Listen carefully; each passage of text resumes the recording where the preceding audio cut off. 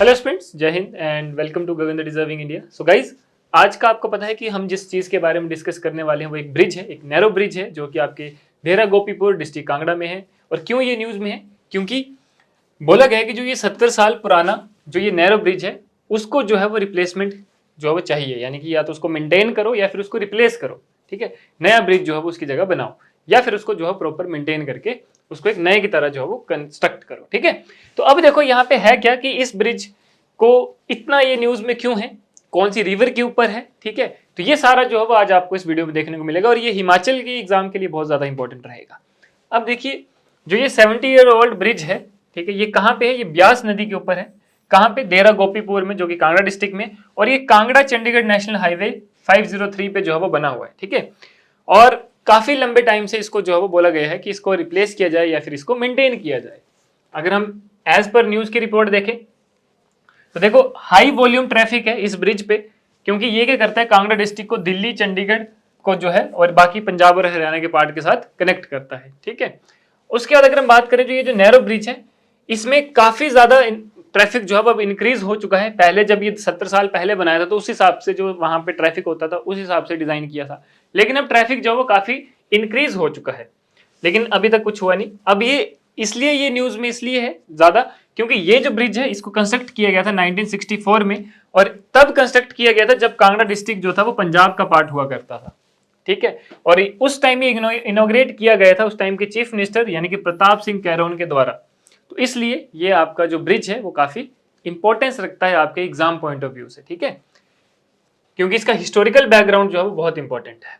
अगर हम at present की बात करें, ठीक है, तो जो ब्रिज है that is used by thousand of commuters, tourist, pilgrims and locals to reach Dharamshala and other tourist destination Kangra, Chamba and Mandi district. तो यानी कि सिर्फ ये देरा को या कांगड़ा को जो है वो चंडीगढ़ के साथ ही नहीं जोड़ता, बल्कि जो पीछे वाले एरियाज हैं, यानी कि जो कांगड़ा के अदर पार्ट हैं, धर्मशाला वाला एरिया है, चंबा के कुछ पार्ट हैं, मंडी के कुछ पार्ट हैं, है ना, तो वहां पे भी जो है वो उन जगहों को भी जो है कनेक्ट करता है जहां पे डेली का ट्रैफिक जो है वो कॉमन रहता है। ठीक है, अब ये जो है it is also used by lakhs of pilgrims to reach temple situated in Kangra district. ये जो आपका ब्रिज है ये काफी लोगों को, पिलग्रिम्स को जो है वो जोड़ता है। जो भी आपके कांगड़ा में जितने भी इंपॉर्टेंट टेंपल्स हैं, जैसे कि ज्वालामुखी टेंपल है, बगलामुखी टेंपल है, ब्रजेश्वरी माता का मंदिर, चामुंडा देवी का मंदिर है, तो हर साल जितने पिलग्रिम्स जाते हैं लगभग लाखों लोग जो है वो इस ब्रिज के थ्रू ही जाते हैं। ठीक है, इसलिए इसकी जो इंपॉर्टेंस है, सिग्निफिकेंस है, बहुत ज्यादा इंपॉर्टेंट है। इसके बाद अगर हम बात करें तो ये जो डिजाइन किया गया था, ये किया गया था व्हीकल्स, उन व्हीकल्स के लिए जो कि लगभग 10 टन का लोड लेकर जाती है, यानी कि उनका वेट जो है वो लगभग 10 टन के अलावा। लेकिन आज के टाइम पे क्या है, जो ट्रक हैं जो कि 20 से 30 टन का स्टील या सीमेंट या अदर बिल्डिंग मटेरियल जो है वो इस ब्रिज के ऊपर से लेकर जाते हैं, जो कि स्ट्रक्चर को डैमेज कर रहा है। और ये मेजर कारण है इस स्ट्रक्चर को, यानी कि इस नैरो ब्रिज को डैमेज करने का। ठीक है, क्योंकि इसकी मैक्सिमम कैपेसिटी 10 टन की थी, लेकिन अपनी कैपेसिटी से डबल ट्रिपल जो है वो ये भार उठा रहा है, इसलिए जो है वो ये डैमेज हो रहा है। ठीक है, while there are deep potholes at many point, इसी ब्रिज पे जो है वो काफी पोर्ट होल्स हैं, गड्ढे हैं।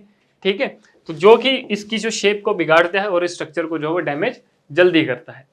ठीक है, अब जैसे कि आपने देखा कि ये जो ब्रिज है ये कौन सी नदी के ऊपर है, ये ब्यास नदी के ऊपर है, ब्यास रिवर के ऊपर है। तो हम थोड़ा सा ब्यास रिवर की तरफ भी जाएंगे, क्योंकि आपको पता है रिवर से क्वेश्चन जो है वो आपके डेफिनेटली एग्जाम में आता है, हिमाचल के एग्जाम में आता है। तो इसके बारे में भी हम थोड़ा सा जानेंगे कि जो ब्यास नदी है, देखो ब्यास नदी कहाँ से ओरिजिनेट होती है, वो रोहतांग पास से जो है वो ओरिजिनेट होती है, जो कि लगभग 4000 मीटर की हाइट पे है सी लेवल से। और कहाँ पे? On the southern end of the Pir Panjal range, Pir Panjal range की सदर्न एंड पे, जो कि also close to the source of the Ravi. आगे चले तो it crosses the Dhauladhar range and it takes a south westerly direction, meets the Sutlej river at Harike in Punjab. बाद में जाके जो है वो सतलुज नदी के साथ मिल जाती है हरिके में, पंजाब में। ठीक है, फिर उसके बाद बोला गया था it is a comparatively small river which is only 460 kilometre long. Small नदी है, 460 किलोमीटर ही इसकी लंबाई है, but lies entirely with in the Indian territory. ठीक है, तो इसलिए जो है आपको ब्यास नदी के बारे में भी पता होना चाहिए। ठीक है, अब आपने कमेंट में मेरे को बताना है कि ब्यास का अदर नेम क्या है, जो एंशिएंट नेम है, संस्कृत नेम है, एंशिएंट नेम है, वो क्या है, वो आपने बताना है ब्यास का। तो वो आंसर जो है वो आपने कमेंट में लिखना है, ये आपका होमवर्क है, ये आपका टास्क है। तो अगर आपको पता है तो नीचे आप कमेंट बॉक्स में लिखें। ठीक है, कि what is the other name of Beas river. Clear?